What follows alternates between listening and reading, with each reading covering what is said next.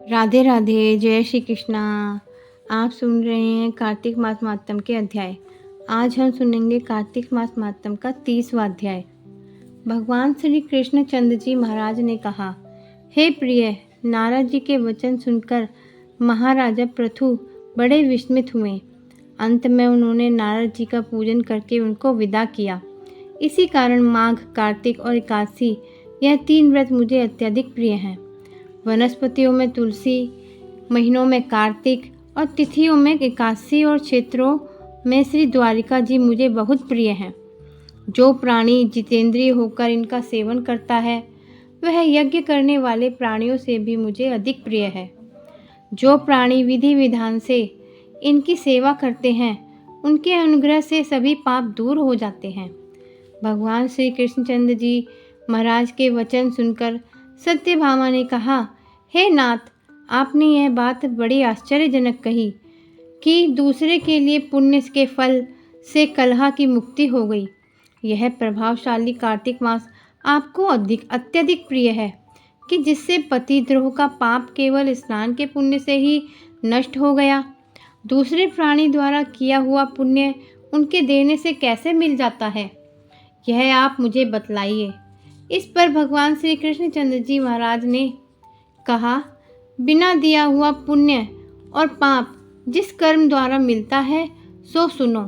सतयुग में देश, ग्राम तथा कुलों का दिया पुण्य या पाप मिलता था, किंतु कलयुग में केवल कर्ता को ही पाप और पुण्य का फल भोगना पड़ता है। संसर्ग न करने पर भी यह व्यवस्था कही गई और संसर्ग जैसे पाप व पुण्य दूसरे को मिलते हैं, उसकी व्यवस्था भी सुनो। पढ़ाना, यज्ञ कराना और एक साथ भोजन करने से पाप पुण्य का आधा फल मिलता है। एक आसन पर बैठने तथा एक सवारी चढ़ने से, श्वास के आने जाने से पुण्य पाप का चौथा भाग प्राणी मात्र को मिलता है। स्पर्श करने, भोजन करने से और दूसरे की स्तुति करने से पुण्य और पाप का 6वां भाग मिलता है।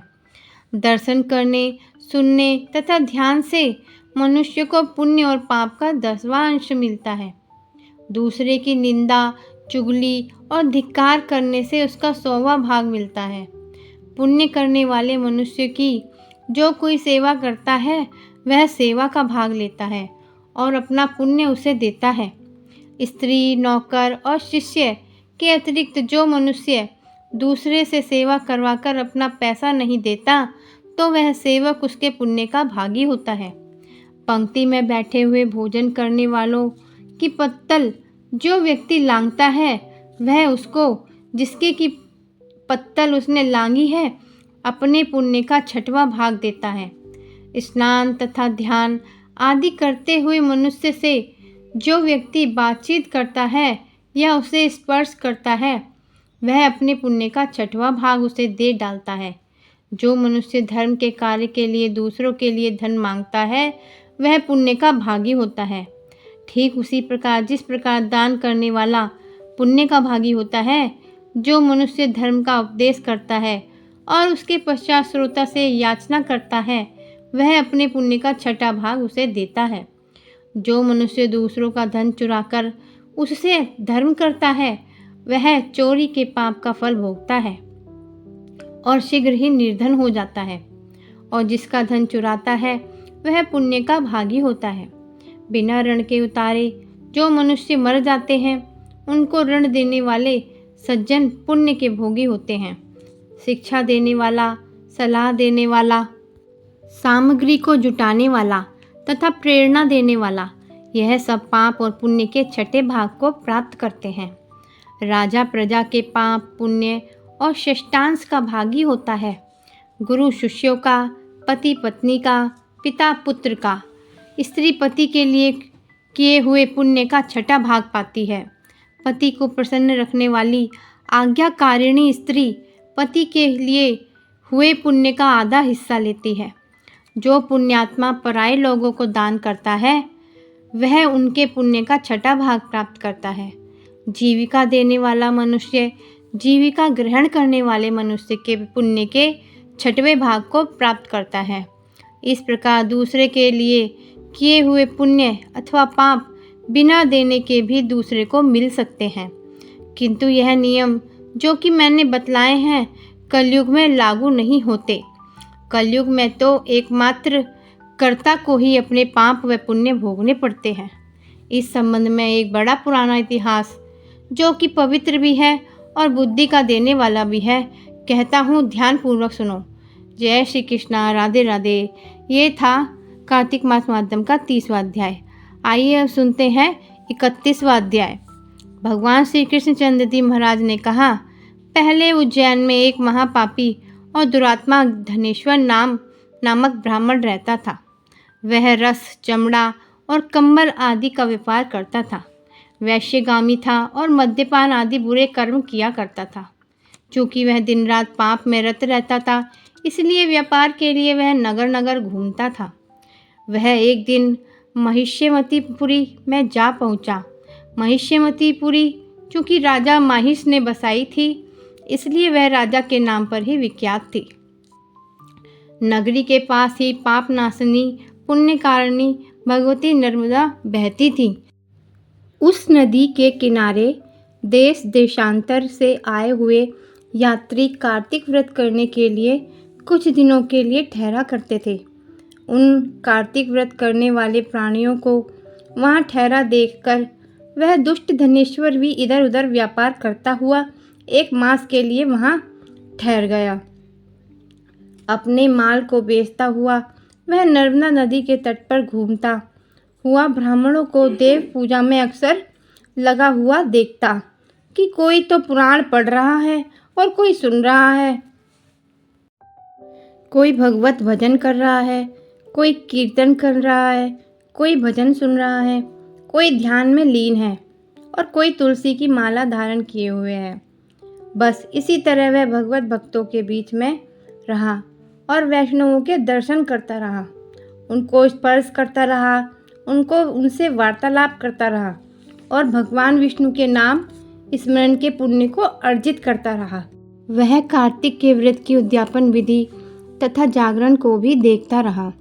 उसने पूर्णिमा को देखा कि व्रती ब्राह्मणों तथा गौओं को भोजन करवा रहे हैं और उनको दक्षिणा आदि भी दे रहे हैं।